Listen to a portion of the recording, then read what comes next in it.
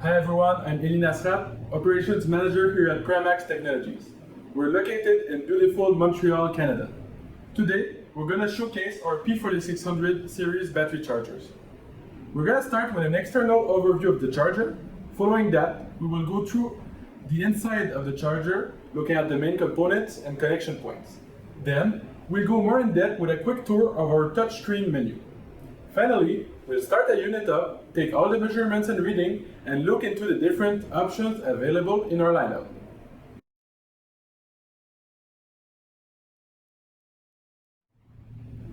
The P4600 series chargers come in different cabinet sizes, depending on its power. So here we have the smaller cabinet, typically for systems under 25 amps. It is 30-inch tall, 17-inch wide, and 13-inch deep. It comes equipped with a few mounting options. In this case, it comes with bracket for easy wall mount installation. All P4600 come equipped with a touchscreen for easy operation.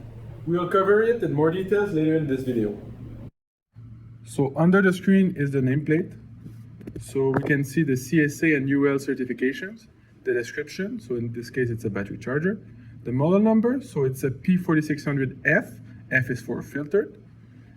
The input, so input is 240 volt, 31 amps, monophase, 60 hertz. Then the output is 125 volt DC up to 25 amps. We then see the manufacturing date, June 2021, the project number, and the serial number.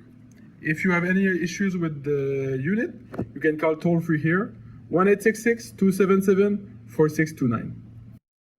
If we go to the right of the screen, we've got a one-line diagram showing the operations of the charger. Then 3 LEDs, one green for power, one red for major alarm, and one yellow for minor alarm. Here's a closer look at the mounting brackets for wall mount installation.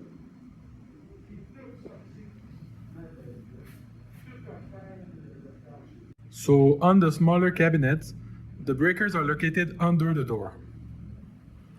So to the left, we've got the AC breaker, and then we've got the DC breaker to the right.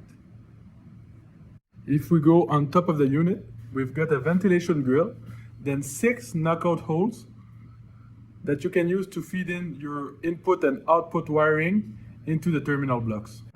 So now we're back in the shop. I wanted to show you the bigger enclosures. So those enclosures are typically used when we're delivering between 25 amps and 70 amps. It is 39 inches high, 24 inches wide, and 20 inches deep. So it has the same features as the smaller enclosure. So touchscreen, nameplate, one-line diagram, and 3 LEDs for powering on and major and minor alarms. On top, we can find the same ventilation grill, along with 2 knockout holes for connections for input and output wiring. There's also another 2 knockout holes on the side if it needs to be used. The main difference between this and the smaller enclosure is that the AC and DC breakers are on top of the door. So here we have the AC breakers, and here we have the DC breakers. So that pretty much wraps up the external overview. Next up, we're gonna go inside the cabinet, look at the main components and the connection points.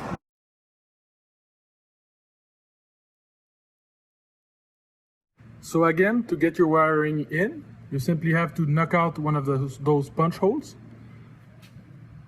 and connect your source or AC to the AC input and your load to the DC output terminal blocks.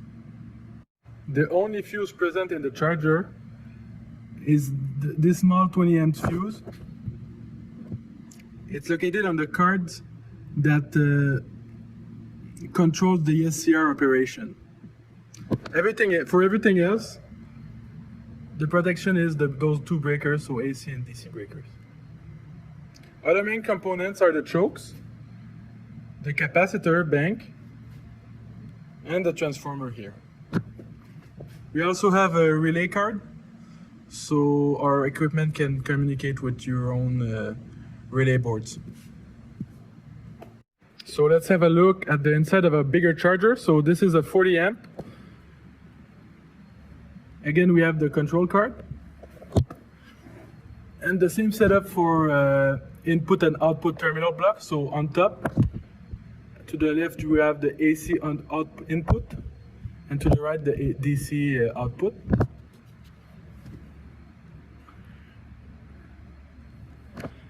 This unit comes equipped with a fuse. So it's a 150 amp fuse, easily removable and replaceable. I also wanted to note that some of the chargers don't come with the fuse. As long as they have a DC breaker, we often forego the fuse since the DC breaker does the same job without having to replace it if it trips.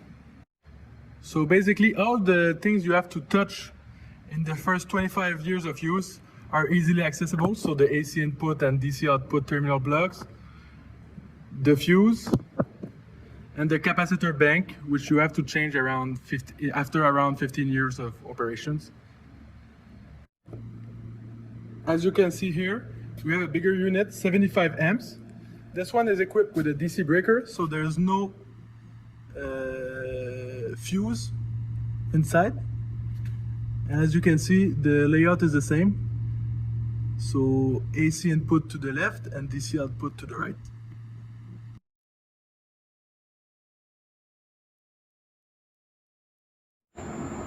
Okay, so now I'm with Ali Jose. He's one of our service technicians here at Primax.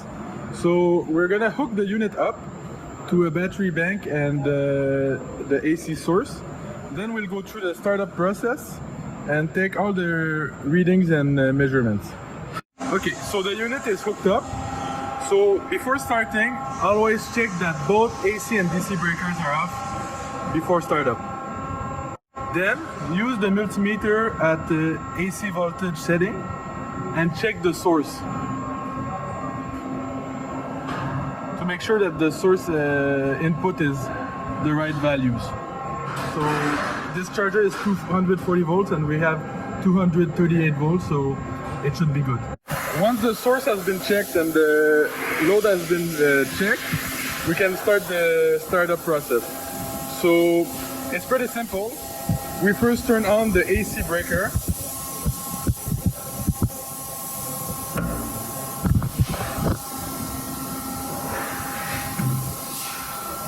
So we wait a few seconds for the unit to turn on. The unit will soft start. Okay. Then after 15 to 30 seconds, we can turn on the DC breaker.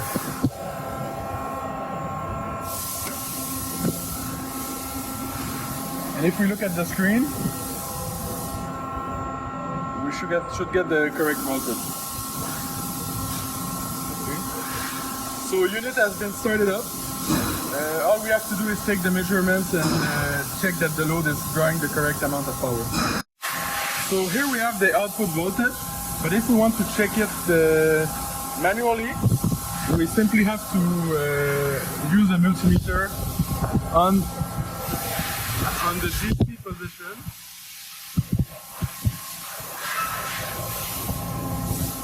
At the terminal blocks of the output. So here we get 133.3 volts, so it's in line with what the screen is showing us. Next up, we'll see what the ripple is.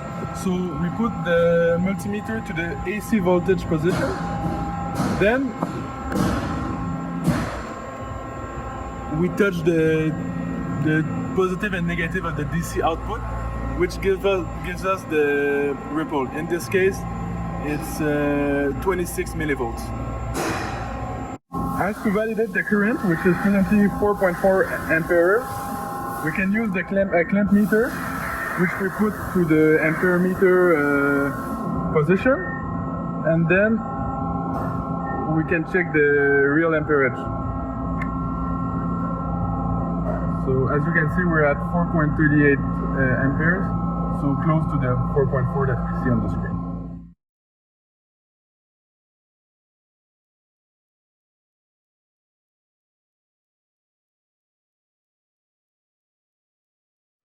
So now let's take a look at our touchscreen menu. First up, we'll show you how to trigger equalize mode or go back to float mode. So to trigger equalize mode, it's really simple. Simply click the equalize button, put it in equalize mode, click OK. Are you sure? Yes. Then as you can see, the equalize mode is flashing and you can see the voltage going up. Okay. Slowly. So next up we'll do float, go back to float. So simply click on float, put it in float mode, click OK. Yes. And we're back to float.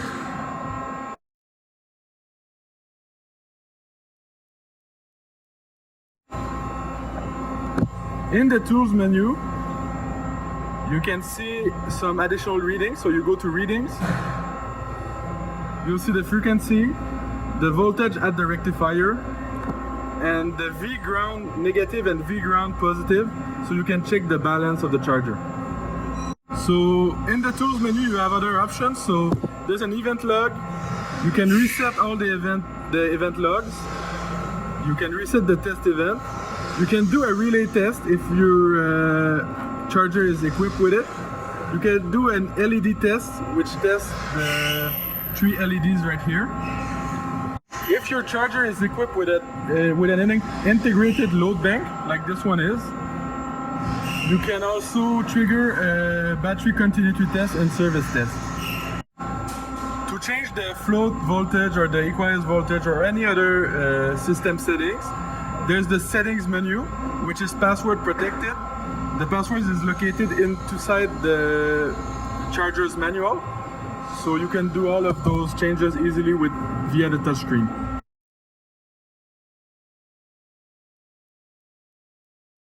So next up, we'll simulate an alarm to show you how to deal with the relay latch, the alarm latch, and see how the charger reacts when there's an issue coming up. So to simulate the alarm, we're going to lower the threshold voltage for the battery high volt alarm. You won't have to do any of this is just for demonstration purposes. So now we're simulating that there's a high voltage on the battery side. So after 30 seconds, there should be the major alarm LED that turns on and a buzzer that sounds off. Not all units are equipped with a buzzer. It's an optional equipment. But every unit is equipped with the 3 LEDs. So here we go. We get a major alarm with the buzzer. So now we're gonna, this alarm is, as we call it, latched. So even when it turns off, there's still gonna be an alarm message on the screen. So now Ali Jose will turn off the alarm and simulate that things are back to normal.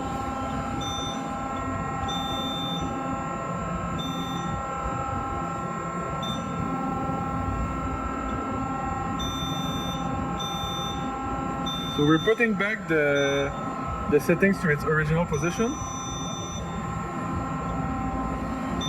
So as you can see, the alarm still is sounding off, even though the setting is back on.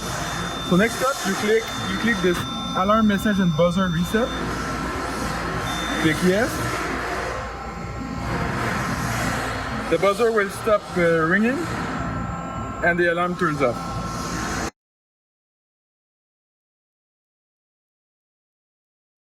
Here you have it, guys. This is the end of our quick overlook video.